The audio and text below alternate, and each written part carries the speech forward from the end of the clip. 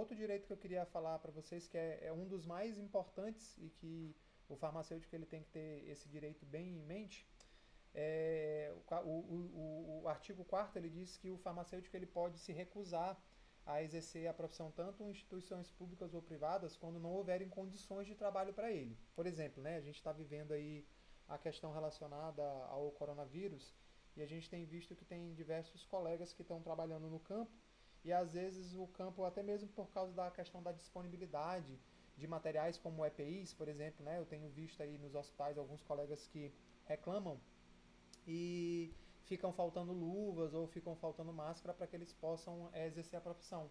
Então, caso tenha o farmacêutico ele observe que o ambiente de trabalho dele não é um ambiente salutar para ele, ou que não existem as condições necessárias para que ele possa exercer a sua profissão, ele tem o direito de se recusar, né, sem as devidas penalidades. Então, é importante.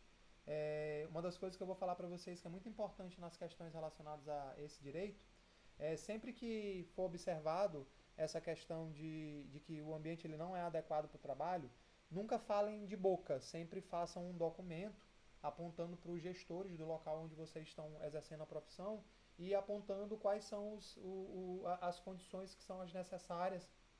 É sempre importante que vocês coloquem baseado na legislação, não só simplesmente porque vocês querem, tá? Porque quando você mostra para o supervisor de vocês ou para o gerente de vocês que vocês estão fazendo uma exigência, porque essa exigência é um direito legal, fica mais difícil dele contrariar e dele não cumprir essa legalidade.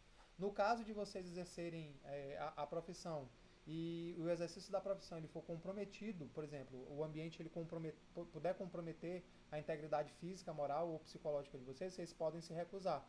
Então, por exemplo, né, farmacêuticos que estão trabalhando aí com a questão do atendimento do Covid, se você estiver num ambiente de trabalho e o teu ambiente de trabalho ele não te der as condições necessárias, como por exemplo, luva e máscara para que você possa trabalhar, você pode se recusar a exercer sua atividade, porque senão você vai estar se colocando em risco, tá? Então isso é muito importante lembrar que é um direito nosso se recusar a exercer a profissão caso o ambiente de trabalho ele não seja o ambiente mais adequado para o trabalho nosso, tá? Então ele pode fazer essa recusa. É importante também, muitas das vezes vocês vão escutar chefe de vocês que vão pedir para vocês fazerem determinadas coisas que não condizem com os princípios éticos da profissão. Então vocês podem, né, se negar a realizar qualquer ato farmacêutico que não esteja dentro do que diz os princípios da ciência e os princípios da ética e da técnica, tá? Ele é muito importante. Inclusive, mais na frente, quando a gente estiver vendo proibições, vocês vão ver lá que tem uma proibição que diz que o farmacêutico ele não pode permitir que leigos interfiram no exercício profissional. Então, qualquer pessoa que ela não seja da área farmacêutica, no momento que ela vai falar alguma coisa para vocês, dizendo assim, tentando interferir na decisão profissional de vocês, se essa pessoa não for uma pessoa da área, é uma proibição. Então você pode se negar a realizar qualquer ato farmacêutico que seja contra os ditames da ciência, da ética e da técnica, tá? Então é importante a gente lembrar essas condições, porque muitas das vezes, dependendo de onde vocês estiverem trabalhando, principalmente se o trabalho for no setor público, a gente vai observar que diversas condições elas são inadequadas para o exercício da profissão e muitas das vezes essas condições elas podem comprometer a nossa integridade física, mental e psicológica, tá? Então é importante que vocês tenham bastante isso em mente, que vocês podem se recusar sem que hajam as devidas penalidades para vocês, tá? O farmacêutico ele tem que se deixar fiscalizar e ele tem que ter autonomia no exercício da profissão dele, então ele pode se negar. Uma coisa que é importante também, a gente vai ver que vou falar mais na frente quando a gente falar de dever, o farmacêutico ele pode ser exigido que ele preste serviços, por exemplo, em caso de calamidade pública, a gente está vivendo essa questão da epidemia, se ele for convocado, tá, ele não pode se recusar, mesmo que não haja remuneração. Lógico que as despesas, por exemplo, como se ele for convocado para trabalhar no interior, as despesas ele não é por conta dele, mas ele pode ser convocado em caso de calamidade pública, ele não pode se recusar isso. É muito importante a gente levar em consideração essas questões, tá? Então, um outro direito que vocês têm no ambiente de trabalho de vocês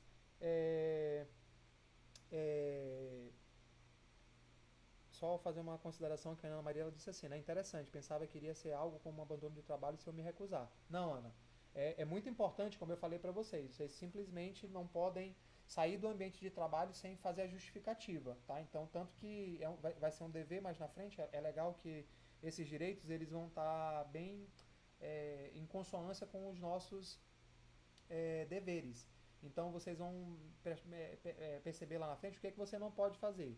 A tua condição de trabalho ela não é a mais adequada, então o que, é que você tem que fazer? Você tem que documentar, tá? Importante, dizer quais são as condições, tentar negociar para que essas condições elas sejam adequadas. Mas mesmo se com base no que for apresentado, em pareceres científicos, pareceres técnicos, normas, se mesmo isso, a condição de trabalho não for uma condição adequada, você pode se recusar. Agora, o que é importante? Mais na frente, eu vou falar para vocês, é um dos deveres, caso você tenha a questão relacionada a não querer exercer a sua profissão por causa dessas questões, a gente tem que comunicar, tem um prazo de 5 dias para comunicar isso para o CRF, tá? É importantíssimo que a gente tenha essa noção, que a gente simplesmente não pode dizer assim, não vou trabalhar e vou para casa, tá? No momento que você fala assim, não vou trabalhar e vou para casa e não justifica o porquê desse abandono, tá? Aí ele pode ser considerado como um abandono de emprego. Mas no momento que você diz assim, olha, a condição ela não é adequada exatamente porque eu não tenho os EPIs necessários para exercer a profissão. Você documenta e se mesmo assim o gestor ele não te der essa condição, você faz um documento dizendo assim, olha, eu não vou exercer, eu não vou trabalhar no ambiente porque ele põe em risco a minha integridade física. Né? A norma pede que para eu realizar um determinado procedimento eu preciso usar, por exemplo, luvas, tá? E nesse caso o farmacêutico ele tem o direito de se recusar. A Sueli está me dizendo assim, professor, se houver demissão do farmacêutico após se recusar, o que vai acontecer com ele? Suelen, em termos trabalhistas, existem 3 formas de você sair do trabalho. Por justa causa, né, quando você faz alguma coisa que vai contra as normas da empresa, ou as normas legais, ou as normas sanitárias, aí você tem direito só a receber o salário proporcional e aos depósitos de FGTS e férias vencidas. Existe a chamada demissão sem justa causa, que é quando o empregador quer te tirar do ambiente de trabalho, tá? Aí você recebe todos os direitos que são baseados na questão trabalhista, no direito trabalhista. Então tem lá o acréscimo de FGTS de 40%, você recebe férias proporcionais, multa, etc. e tal. E tem um preceito legal que chama aonde você pede demissão, né, em que você é forçado a pedir demissão. Então você pode alegar que isso, lógico, você tem que comprovar isso aí, que se você está trabalhando num ambiente e esse ambiente ele não é adequado para o exercício da profissão, você documenta isso para comprovar, né, pega testemunha, mostra normas técnicas, e-mails, tudo isso serve como questões relacionadas. Você tem uma questão legal que chama demissão indireta. O que seria a demissão indireta? É quando você pede para sair, aí lembra, né, que a saída, a gente perderia o direito, por exemplo, a multa no FGTS, mas como você está saindo não porque você não quer mais trabalhar, mas porque aquele ambiente de trabalho ele pode pôr em risco a tua integridade física, mental e psicológica, então na questão dos direitos trabalhistas chama-se demissão indireta. Mas é importante, tá? Isso que é muito importante, sempre que haja provas para que você possa comprovar a demissão indireta, tá? Então é importante que vocês sempre guardem e-mails, tá? Que vocês tenham comprovação, documentos que vocês deram entrada solicitando condições dignas de trabalho, tá? Então isso à luz do direito trabalhista a gente chama de demissão indireta. Então não é considerado abandono, tá? E você não perde os seus direitos trabalhistas quando você está num ambiente de trabalho que é perigoso para você, o que coloque em risco você e a sua equipe e os próprios pacientes, tá? Então isso não é considerado para a gente como uma penalidade, tá? A Vânia disse assim, nossa, quando o farmacêutico for convocado, não importa a cidade, temos que ir. Sim, Vânia, mas esse caso da convocação é em caso de guerra ou em caso de calamidade, tá? Ele pode ser convocado. Eu vou falar mais na frente isso, tá relacionado às questões dos deveres, tá? Então, ele tem que ir, tá? Então, se ele for convocado para uma autoridade, ele não pode se recusar. Então, essa é uma exigência que tem um dos preceitos legais do nosso Código de Ética, tá? Então, importante a gente observar isso. Professor, está acontecendo muito no hospital que eu trabalho. Em que sentido, Vânia? Se tu quiser abrir o áudio para poder comentar, é mais fácil, tá?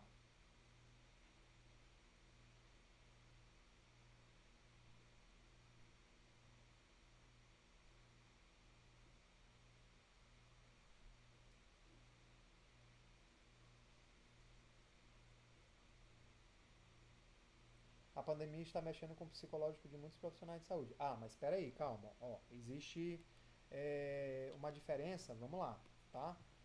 Se você tá, vou te dar o exemplo do meu irmão que é médico, tá? Meu irmão é médico e ele trabalha com emergencista.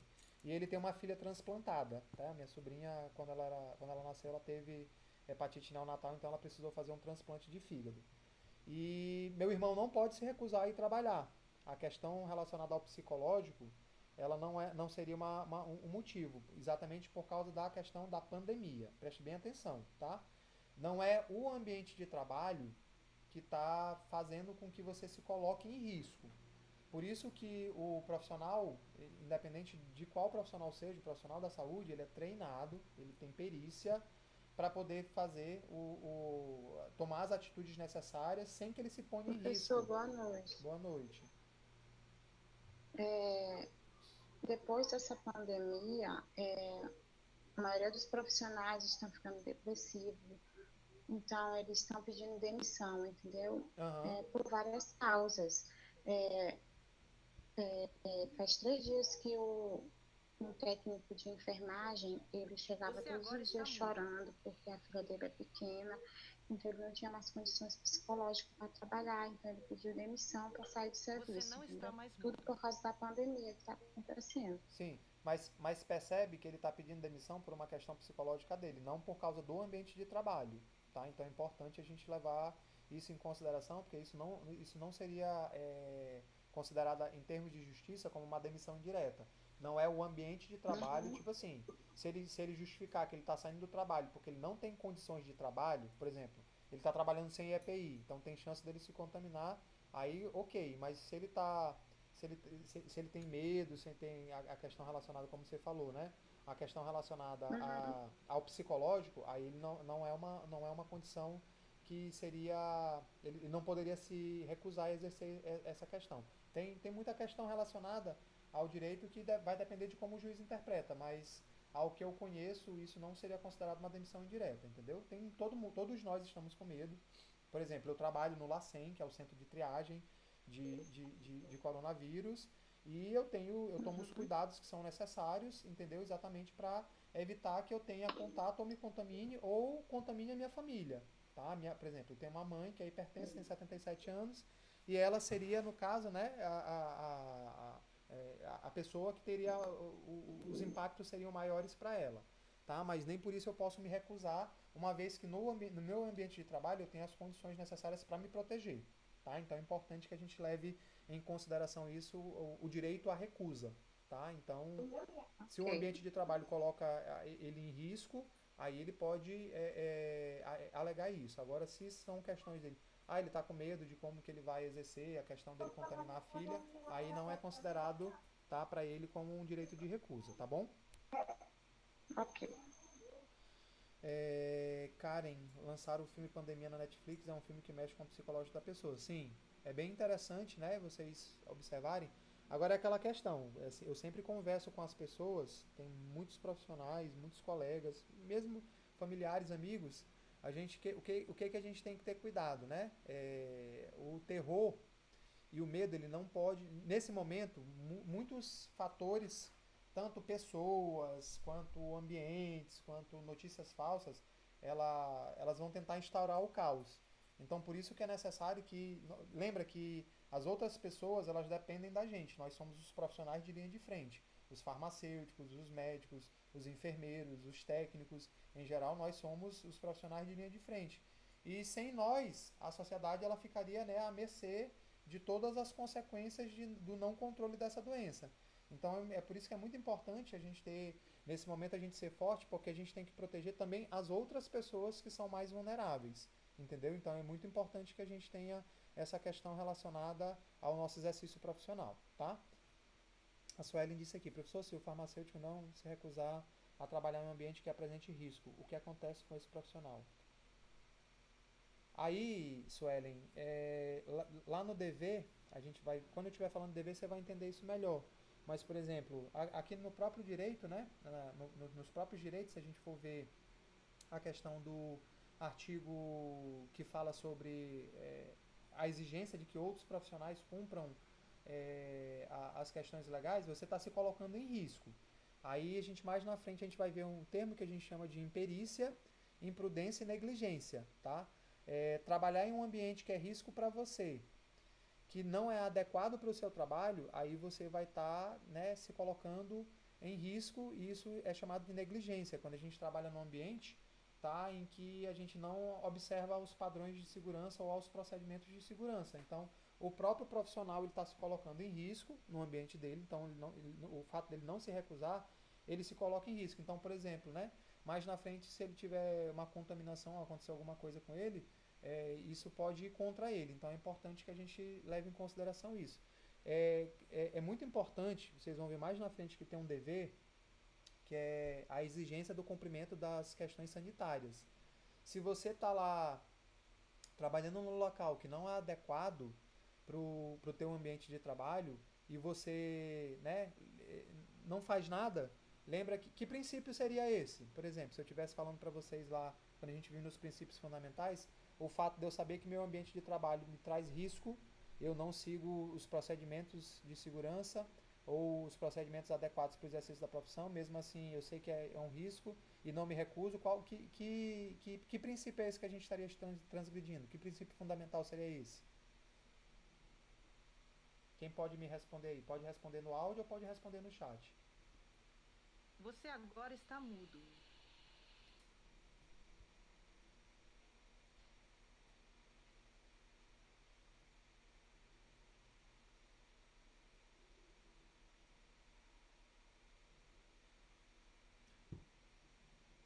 Isso, Você não Diego, está mais perfeito, mudo. né? Princípio de não maleficência, né? Então, se você sabe que um ambiente, mesmo assim, você ignora, né? A gente estaria infringindo o princípio de não maleficência, tá? Então, perfeito, perfeito, perfeito. Vamos lá, vou responder o restante das perguntas aqui de vocês na ordem, tá? Então, a Sueli falou sobre o farmacêutico não se recusar. Ele pode, né, inclusive ser penalizado eticamente, civilmente e penalmente, né, se ele sabe que um ambiente é um ambiente de risco e mesmo assim ele não faz nada, está infringindo aí o princípio de não maleficência, tá? A gente não se pode deixar levar pelo medo, lembra que a gente está aqui para servir as outras pessoas, quem escolheu profissões da área de saúde, a gente vai sempre servir as outras pessoas, então a gente tem que ser o porto seguro delas, tá? É muito importante que a gente tenha essa questão relacionada a manter um nível psicológico bem estável, tá? Por isso não devemos levar em conta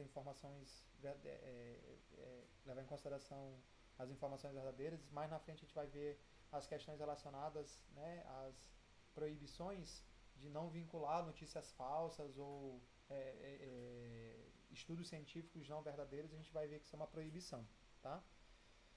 As fakes não ajudam, medidas não ajudam, por isso que a gente precisa ter senso crítico, né? Então é muito importante quando a gente recebe uma notícia ou a gente recebe né, uma informação que a gente cheque a fundo essa informação antes de passar ela para frente, principalmente informações dentro da área de saúde para a gente, no que diz respeito à nossa profissão, onde a gente não pode simplesmente repassar sem checar a fonte, então é importante.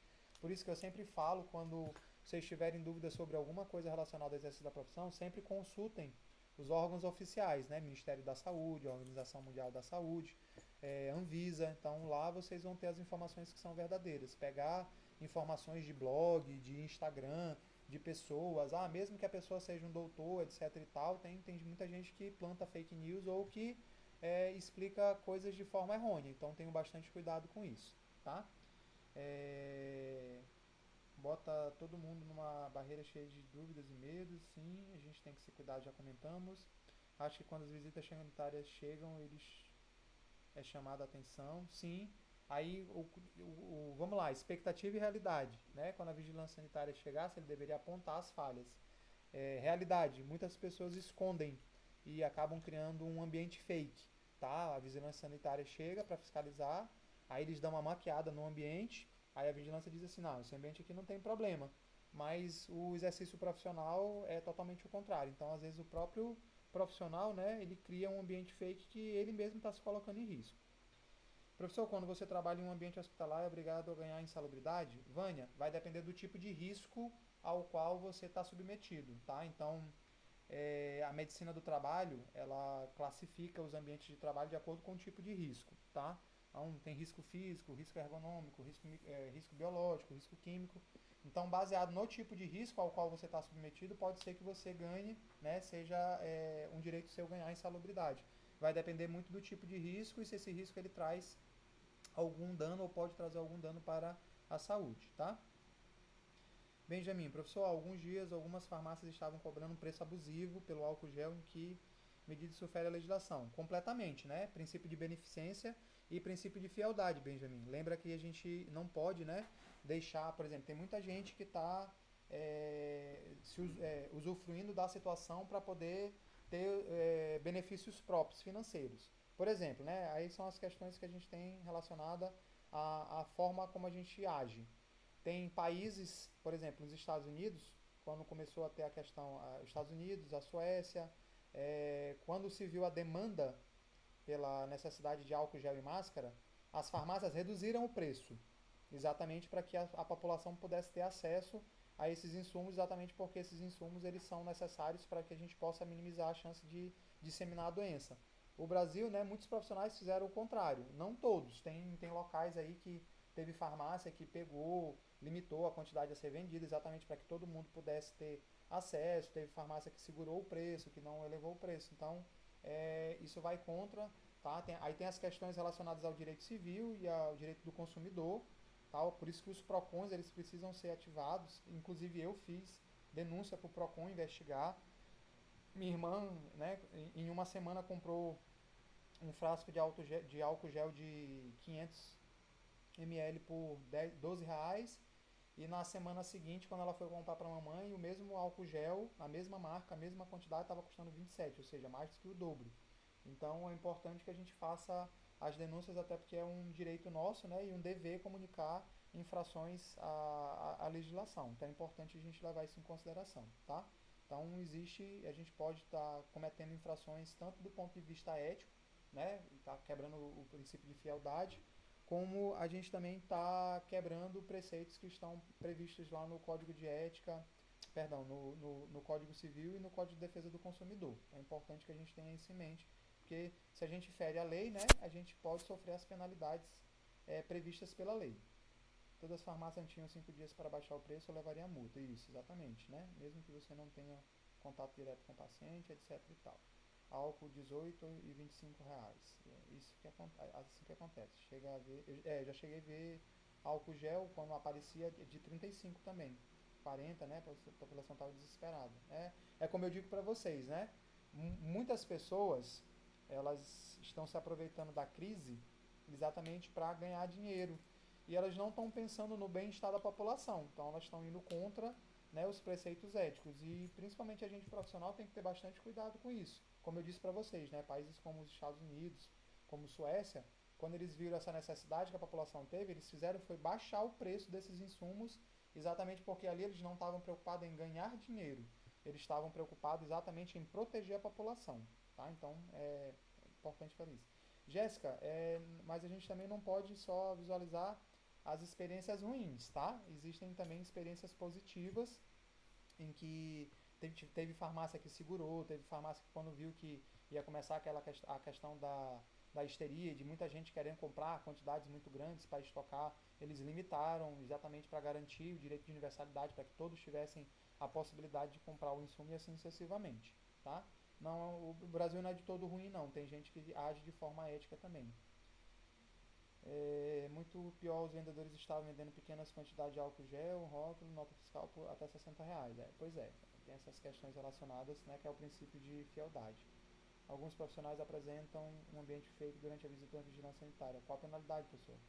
Bem, se eles forem descobertos, né, eles vão ser tanto penalizados de forma ética, por não comunicar, não cumprir a legislação sanitária, como eles também podem ser penalizados, Suelen, tanto do ponto de vista penal, por exemplo, o ambiente deles causou algum dano à vida humana ou ao meio ambiente, eles podem sofrer sanções penais, assim como eles também podem, caso eles tenham causado, por exemplo, danos ao patrimônio ou à integridade física de outras pessoas, eles podem sofrer as penalidades que estão previstas lá no Código Civil. Tá? Então é importante a gente lembrar que fazer coisa errada e esconder, se for descoberto, a gente vai sofrer as penalidades necessárias. Mais na frente a gente vai ver o código, tá?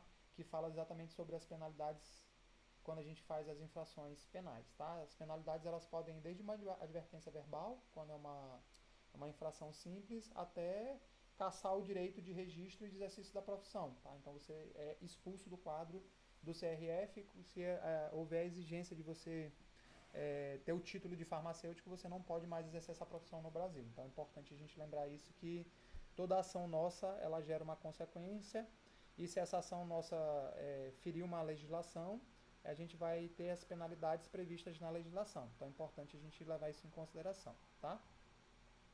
Questão relacionada à falta de preços, etc e tal. Teve farmácia distribuindo álcool gel, eu olhei em uma reportagem. Tá? Exatamente. Por exemplo, né, como o Brasil não é tão ruim, as indústrias de bebidas, principalmente as que trabalham lá com bebidas alcoólicas, o que eles estão fazendo? Eles estão pegando parte da produção de etanol deles e estão transformando em etanol 70 solução para exatamente ser distribuído para os hospitais. Então, percebe que a gente não pode olhar só para a parte ruim do Brasil, tá? A gente tem também a parte boa, exatamente, que tem, assim como tem gente que quer se aproveitar da situação, tem gente que está tentando ajudar também a população mais vulnerável de forma disso. Então a gente não, eu sempre falo para vocês, eu sempre falo para as pessoas quando conversam comigo, nunca olhem para os defeitos ou para as partes ruins, sempre olhem para a ótica. Logo nessa questão relacionada ao uso do álcool gel, teve uma reportagem do coronavírus, teve uma reportagem falando sobre a possibilidade de se criar uma vacina, um tratamento, e chamaram um farmacêutico para falar sobre isso. E foi postado, foi no Imirante, foi postado a reportagem no Imirante, e teve uma pessoa lá que falou assim, mas não deveria ser um médico porque é um farmacêutico, ele não tem competência para isso. Aí uma ex-aluna minha de uma instituição, ela mandou para mim que ela estava indignada, exatamente porque era um desrespeito à profissão. Lembra que a gente tem, né, tá lá nos nossos direitos, a gente tem que exercer a nossa profissão, né, com ser valorizado e respeitado no exercício da profissão. Tá lá no nosso artigo 9º, tá? Então é importante a gente lembrar. E ela estava reclamando exatamente pelas questões relacionadas pelo desrespeito. Aí eu fui olhar, ela me mandou a postagem e eu fui olhar. E eu falei assim para ela, eu falei, olha, eu concordo contigo, é um desrespeito, mas ele é uma pessoa que não é da área, o cara que tinha feito o comentário era um publicitário, então ele não tinha conhecimento de causa para poder, né, dar uma opinião se o que seria melhor, se seria um médico ou um farmacêutico para falar, e ela estava indignada, e eu falei para ela assim, olha, observa o lado bom das coisas, tem só uma pessoa falando mal, dizendo que não deveria ser o farmacêutico, mas tem outras 40 pessoas justificando, dizendo por que o farmacêutico é o profissional adequado para estar falando sobre isso. Então eu estava falando para ela, olha, não olha na ótica da crítica, olha na ótica da defesa. Então tem uma pessoa falando mal da profissão, mas tem 40 defendendo, entendeu? E os outros 40 não eram farmacêuticos, eram pessoas comuns que estavam defendendo e mostrando porque eles entendem a importância do farmacêutico lá. Inclusive, esse é um dos direitos, né, de ser valorizado e respeitado no exercício da profissão, independente da função ou cargo que ocupe. Tá? Então é importante. Por isso que é muito importante que a gente transmita para a população uma imagem verdadeira de valorização e de competência. Tá? Então a gente só vai ser valorizado no momento que a gente mostrar para a profissão e para os outros profissionais e para a população de uma forma que a gente é um profissional habilitado, que a gente tem competência técnica, que a gente tem competência científica para poder estar fazendo o exercício da nossa profissão dentro daquelas áreas. Tá? Então, no caso lá que eu citei para vocês agora aqui, que a minha aluna comentou lá, e ela estava olhando pela ótica da crítica, e tinham pessoas que defendiam, inclusive teve pessoas lá, eu mesmo comentei, coloquei lá as questões relacionadas ao que o nosso Conselho Federal e o próprio Ministério da Saúde fala, que o farmacêutico participa do processo de desenvolvimento de vacinas, ele está diretamente ligado a todas essas questões, ou seja, isso está dentro do nosso âmbito profissional, tá? Então é importante a gente levar em consideração que a gente tem que ter o direito de ser tratado de forma digna, mas é importante a gente lembrar que para a gente poder ser tratado de forma digna, né, para que a gente possa ser valorizado, a gente tem que demonstrar que a gente é um profissional que é necessário para a profissão. Então a gente tem que ter uma postura que demonstre isso para eles. Por isso que eu sempre falo, né, que é sempre importante a gente estar estudando, a gente ter conhecimento, para que quando a gente estiver fazendo o exercício da nossa profissão, a gente não fale bobagem, ou que a gente não fale de uma coisa que a gente desconheça, tá? Então a gente tem que ter a humildade para quando alguma coisa no exercício da profissão chega ao nosso limite ou da nossa capacidade técnica, que a gente tenha a humildade de entender que aquilo ali é um limite para a gente, né? Como, por exemplo, tem muita gente que quer fazer prescrição sem saber fazer diagnóstico. Então, muita gente me pergunta, professor, você é a favor, você é contra a questão da prescrição farmacêutica? E eu falo, para alguns produtos, o farmacêutico ele tem competência técnica, mas para outros ele não tem, né? A gente precisa entender as questões relacionadas a diagnóstico, que o enfermeiro, o dentista e o médico, eles aprendem a anamnese, eles aprendem a parte clínica para poder fazer. Por exemplo, eu não sei fazer diagnóstico, eu sei fazer diagnóstico de distúrbios menores, sei fazer diagnóstico de uma diarreia, de uma dermatite de contato, de uma alergia. Então, isso eu tenho como fazer e tratar. Mas, por exemplo, fazer o diagnóstico de algo mais sério, eu não sei porque eu não tenho essa qualificação. Mas se você chegar para mim dizendo qual é a doença, eu tenho uma noção de como trata essa doença. Então, isso é um cuidado que a gente tem que ter, que cada profissão ela tem as suas atribuições. Os médicos têm as atribuições dele, os enfermeiros têm as atribuições dele, nós temos as nossas atribuições, os fisioterapeutas a deles e assim sucessivamente. Tá? Então é importante a gente levar em consideração essa questão. Tá? A Ambev falou da reportagem, exatamente, a IP fazendo isso também, legal. Empresários todos se unindo para ajudar na pandemia, e exatamente. Então, né, é importante que a gente não olhe pelo lado negativo, sempre vamos tentar olhar pelo lado positivo. Lícia pede aqui, professor, o senhor poderia explicar o inciso 5º? Não sei se o senhor já falou, o áudio está falhando um pouco. Lícia, o inciso 5º dos direitos, é isso que você quer?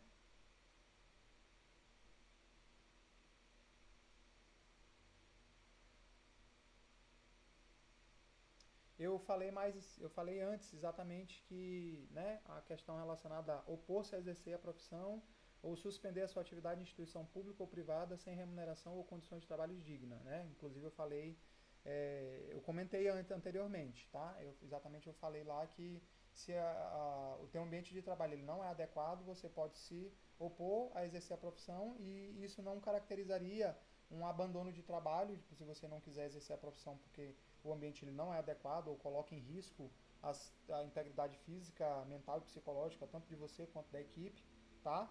E frisei também que quando, por exemplo, no caso de pandemia, se eu for convocado por uma autoridade, exatamente por questão de calamidade, eu não posso me recusar a ir, tá? Inclusive no inciso 5º, que é onde a gente olhar, né?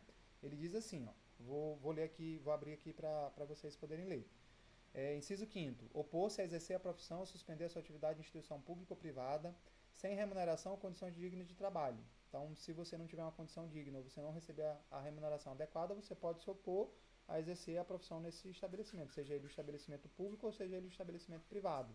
Por isso que a gente tem sindicato para as questões trabalhistas, tá? Então, a gente tem um piso salarial, 2.972, e se alguém disser assim, não, tu vai trabalhar, mas eu vou te pagar só R$ 1.000 para você trabalhar 40 horas. Você pode se recusar, tá? Isso é uma questão que você não é obrigado a trabalhar indo contra os preceitos legais, tá? E ressalvadas as situações, ó, viu? Eu não posso me opor, aí ele diz aqui, exatamente, ó. Ressalvadas as situações de urgência ou emergência, devendo comunicá-las imediatamente às autoridades sanitárias e profissionais, tá? Por exemplo, uma vez eu vi, isso aconteceu, eu estava na litorânea, aí aconteceu um acidente e tinha algumas pessoas que estavam feridas, mas não era nada muito grave, escoriações. E eu estava lá, na época a gente era obrigado a andar com um kit de primeiros socorros no carro, né? Teve uma época que era obrigatório e eu tinha um kit com luva e tal. E eu fui socorrer e teve uma pessoa lá, que era uma enfermeira, e ela não quis ajudar. eu escutei ela dizendo assim, mas não tem nada a ver comigo, eu não vou me meter. Por exemplo, ela não poderia fazer isso, que ali era um caso de emergência, então ela não pode se opor, né, com vidas em risco, mesmo que depois avaliando, viu que eram só escoriações, mas ela não poderia se opor. E uma das coisas que a gente tem que ter bastante cuidado, tá, crianças? Por exemplo, amanhã vocês vão trabalhar e alguém vai pedir para vocês administrarem um medicamento injetável. Vamos supor uma mulher que precisa tomar um anticoncepcional injetável. Você não pode se opor, porque vocês têm que ter bastante cuidado com a questão da qualificação acadêmica de vocês. Vocês têm uma disciplina de primeiros socorros, né? Que ensina exatamente vocês a poderem fazer a administração desse tipo de medicamento. Vocês nunca, lógico, vocês não vão fazer um acesso arterial, que isso não é da nossa alçada. Isso é um enfermeiro ou um médico especialista tem que fazer um acesso arterial. A gente não faz acesso arterial. Mas administrar uma injeção intramuscular, fazer uma aplicação endovenosa, está dentro da nossa formação. Se vocês passaram aí pela disciplina, tá? Beleza, primeiros socorros, né? Administração de medicamentos injetáveis. Vocês passaram pela disciplina, tá? É uma das atribuições do farmacêutico. E amanhã vocês forem solicitados, vocês não podem se recusar com a seguinte justificativa: eu não sei fazer. Vocês não podem alegar imperícia, exatamente porque um profissional diplomado parte do pressuposto que ele deve saber exercer as questões relacionadas às atribuições profissionais. E está lá dentro das nossas atribuições profissionais que a gente deve, né, é uma das atribuições, a administração de medicamentos injetáveis. Então, é muito importante que vocês não podem se recusar porque vocês não sabem. Por isso que é muito importante a questão do estudo da prática. Por exemplo, na minha época que eu fui formado, na UFMA a gente não tinha disciplina de administração de medicamentos injetáveis. Mas como eu sabia que aquilo ali era uma prerrogativa legal para mim, que eu deveria saber fazer, todo profissional de saúde tem que saber prestar primeiros socorros, né? Eu fiz cursos à parte. Eu fiz cursos, né, no Corpo de Bombeiros, eu fiz cursos na Cruz Vermelha, eu fiz cursos que apareciam de administração de medicamentos injetáveis e eu tinha um pouco de prática em casa porque meu pai era médico e ele me ensinou, eu e minha irmã, a fazer isso, tá? Então é importante aí, vocês não podem se opor a exercer algo que é previsto na nossa profissão, está lá na nossa prerrogativa, administração de medicamentos injetáveis, alegando que vocês não sabem, tá? Então é muito importante que a gente tenha esse cuidado, tá? Beleza, Alicia? Jéssica, uma vez uma farmacêutica se recusou a injetar um anticoncepcional em mim. Vamos lá, Jéssica. Vou fazer agora o papel do advogado do diabo, né? Sempre tem que fazer isso para vocês pensarem. Vou te perguntar o seguinte: o ambiente de trabalho dela, aonde você pediu para ela administrar, tinham as condições necessárias para ela poder fazer a administração do medicamento injetável? Digam-se condições. Existia um ambiente ambulatorial com descarte de material pérfuro cortante, um local reservado para que essa administração pudesse ser feita, ou a farmácia não disponibilizava desse serviço? Me responde isso.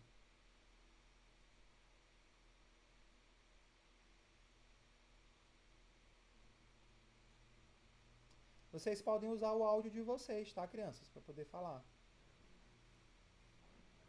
É só vocês tirarem do mudo e vocês podem falar no áudio de vocês também, tá? Então, Jéssica, ela tinha um ambiente adequado para ela poder fazer isso? Ou você foi lá na farmácia, a farmácia não tinha um ambulatório e você queria para ela administrar?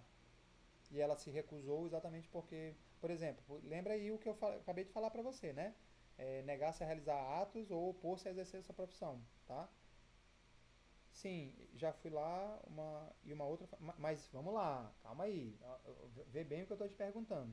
Existia um ambulatório para fazer a administração do medicamento injetável? Sim ou não? Então se tem o ambulatório, beleza, né? Se é um serviço disponibilizado, é importante também, isso é uma coisa que é bem importante. A farmácia, quando ela faz o registro dela junto à vigilância sanitária e ao conselho, ela diz quais são os serviços que são disponibilizados por ela. Se a farmácia tem um ambulatório, ela tem que ter o registro lá junto ao conselho dizendo que um dos serviços farmacêuticos é a administração de injetáveis. Agora, se a farmácia não tiver isso registrado, se essa atividade ela não for uma atividade, um serviço disponibilizado pela farmácia, aí a farmacêutica poderia se recusar, tá? Mas no caso, como ela tem um ambulatório, tá? A Jéssica está me dizendo que sim, que a outra farmacêutica aplicou, mas eu fico preocupado, né? Porque às vezes tem farmacêutico que aplica injeção na salinha administrativa, que não é ambulatório, tá? Ambulatório tem uma maca, tem material para descartar pérfuro cortante, tá? Então é importante a gente saber fazer essa diferença, tá? Então tem que ter o ambiente ambulatorial adequado para poder fazer isso, tá? Então por isso que eu tenho que fazer aqui o papel de advogado do diabo com vocês, tá? Exatamente porque a gente tem que olhar os dois lados, porque eu já vi uma vez minha irmã, aconteceu isso com minha irmã, ela foi exatamente para tomar e ela veio indignada porque ela foi numa farmácia e a farmacêutica não quis aplicar. E eu conhecia a farmácia e eu falei para ela, mas ela não pode te aplicar porque lá ela não tem ambulatório. Aí minha irmã falou para mim assim, mas ela não é farmacêutica, ela não deve saber aplicar. Eu falei, mas ela não disse que ela não sabe aplicar. Ela não aplicou porque ela não tem um ambiente adequado para fazer isso. Se ela faz no ambiente inadequado, ela está ferindo a legislação sanitária, tá? Muito importante a gente deixe isso bem claro, tá? Então é muito importante que a gente tenha essa condição aí bem clara pra gente. Tem que ter um ambiente necessário, viu? Artigo 5º, opor-se a exercer a profissão, suspender a atividade em instituição pública ou privada se não tiver remuneração ou condições dignas de trabalho. Se não tem um ambulatório, eu posso me recusar exatamente, porque se eu te aplicar fora de um ambulatório e acontecer alguma complicação contigo, eu vou ser responsabilizado por isso. Agora, se tem um ambulatório, você precisa do serviço, e eu posso te aplicar, mas eu não quero, ou eu vou alegar que eu não sei, aí eu também estou cometendo a infração sanitária, tá? Então é importante a gente levar em consideração essas duas diferenças, tá?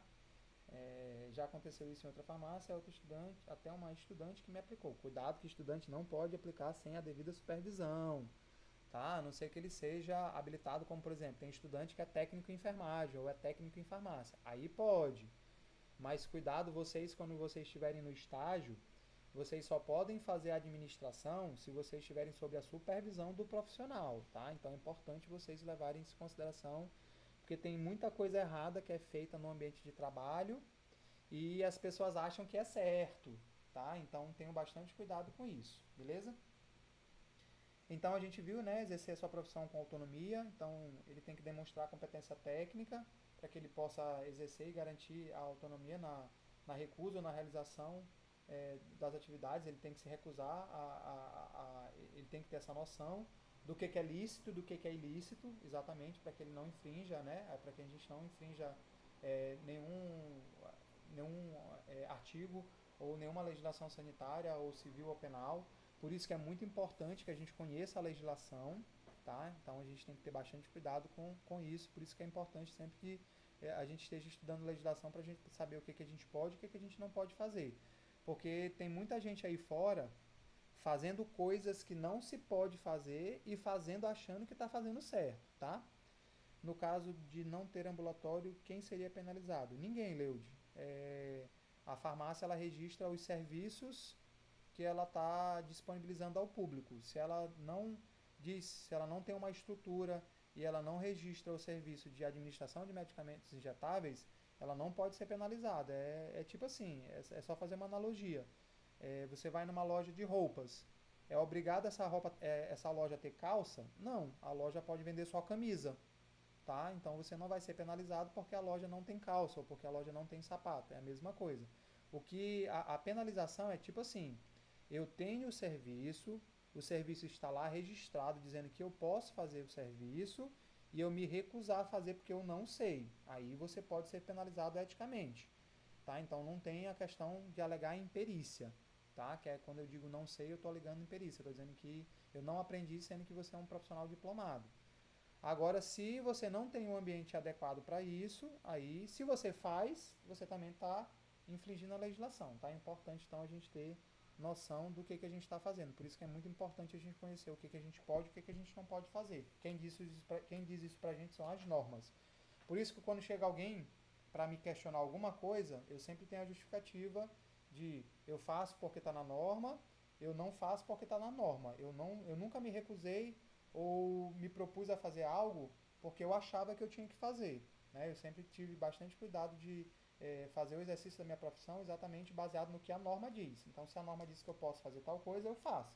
Se a norma diz que eu não posso fazer tal coisa, eu não faço exatamente porque se eu fizer, eu estou infringindo a norma, tá? Então, é muito importante que a gente tenha em consideração, a gente leve em consideração isso, tá? Uma coisa que é muito importante, que é o que diz o inciso 10º, né, ter acesso a todas as informações técnicas relacionadas ao local de trabalho. Uma vez eu vi acontecer numa farmácia em que o farmacêutico ele não tinha acesso aos documentos da farmácia, por exemplo, ele não tinha acesso à senha do SNGPC. Cada farmacêutico tem sua senha, mas eu já vi de não ser dado. Tinha uma pessoa ia lá e colocava a senha, ele não tinha acesso à documentação da empresa, tá? Por isso que, em geral, quando você você começa a trabalhar em uma empresa, você assina um contrato de confidencialidade, até para que você não pegue informações da empresa e leve para outras empresas, tá? Então, é importante que quando a gente entra para trabalhar, a gente assina. Por exemplo, eu dou aula na faculdade, eu tenho um contrato de confidencialidade com a faculdade. Eu trabalho no LACEN, eu tenho um contrato de confidencialidade com o LACEN, exatamente se eu levar qualquer informação do meu ambiente de trabalho para outra instituição, ou se eu comentar coisas que acontecem lá com outras pessoas que não sejam profissionais dentro do ambiente de trabalho, né, a gente está quebrando o princípio de sigilo. Então é importante a gente levar em consideração isso. Tá bom? Mais alguma dúvida até aqui? Você agora está mudo.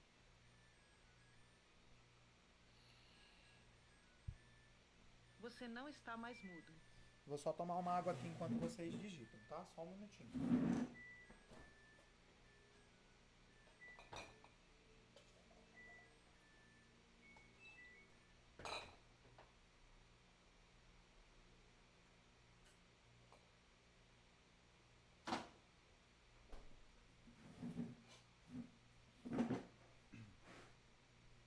Beleza, então vamos lá, né? Inciso 11 e inciso 12. Decidir justificadamente sobre o haveamento ou não de qualquer prescrição, bem como fornecer informações solicitadas pelo usuário, né? Lembra lá que a gente comentou lá, a prescrição ilegível, a gente tem que ter bastante cuidado. Está previsto, inclusive, nos códigos sanitários, na Lei 5991, na 13021, tá? Então, os documentos no próprio Código de Ética Médico, então a gente pode se recusar, tá lá, é um direito nosso, tá dentro do nosso código de ética, né?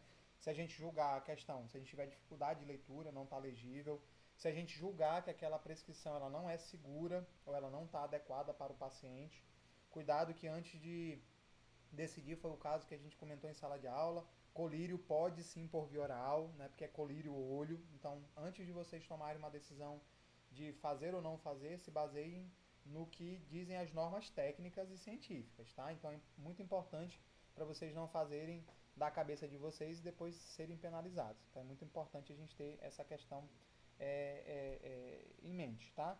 Para a gente poder ter essa questão de decisão, por isso que é importante a gente estar sempre atualizado em questões de aspectos técnicos, em questões relacionadas à legislação e assim sucessivamente, tá? Exatamente, Vânia, nunca mais.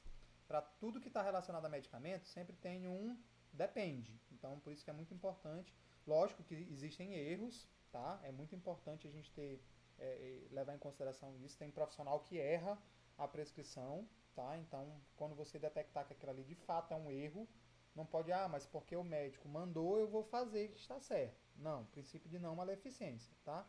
Então é importante levar isso em consideração. Por isso que é importante estar todo o tempo estudando, todo o tempo se atualizando sobre normas, todo o tempo estar se atualizando sobre questões científicas e técnicas. Então isso é muito importante que a gente leve isso em consideração, tá? Então é importante a gente verificar isso.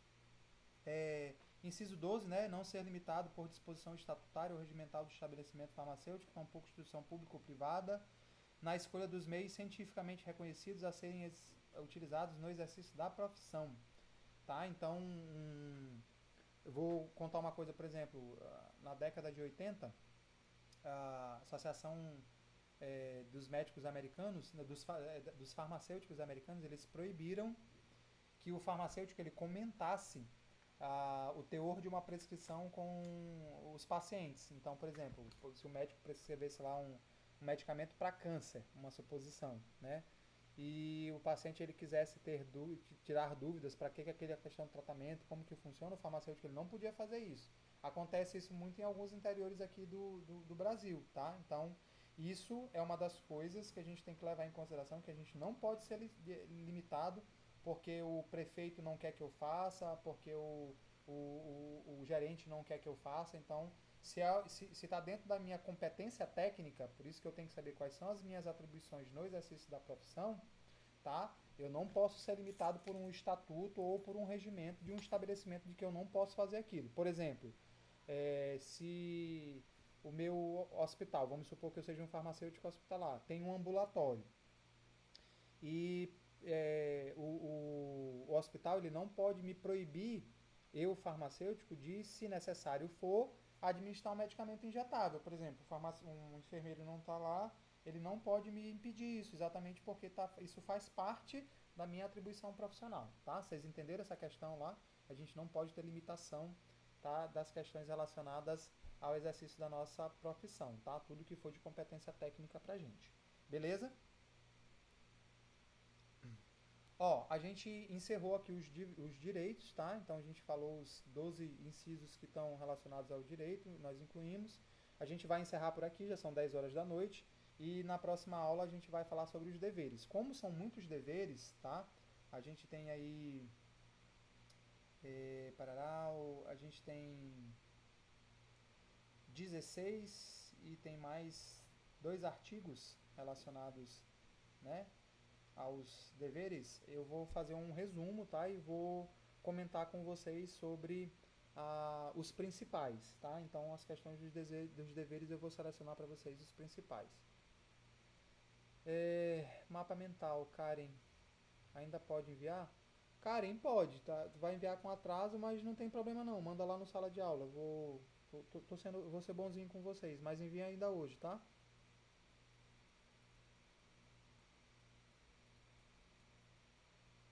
Isso, enviem, mas enviem ainda hoje, tá? Porque o prazo para enviar era até ontem, tá? Aí eu vou permitir que vocês enviem, mas enviem ainda hoje. Não deixa para enviar daqui a uma semana não, porque eu preciso corrigir isso para não acumular material para mim, tá? Porque eu também tenho as outras turmas. Tudo bem? Deixa eu fazer um comentário sobre essa questão. Algumas pessoas, né? Todo período é a mesma coisa, não conseguem enviar. Vou dizer para vocês os principais problemas de não conseguir enviar. Em geral, vocês não vão conseguir enviar trabalhos pelo sala de aula. Vamos lá. Pelo celular, quando o celular de vocês estiver com a memória cheia ou quando o formato do arquivo ele não for adequado, tá? Então é importante vocês verem, vocês têm que ter pelo menos aí disponível no celular de vocês uns 250 MB livre, tá? Para que vocês possam enviar o trabalho de vocês, tá? Então é importante aí que vocês levem em consideração isso, tá? Então é importante aí que na hora que vocês forem enviar lá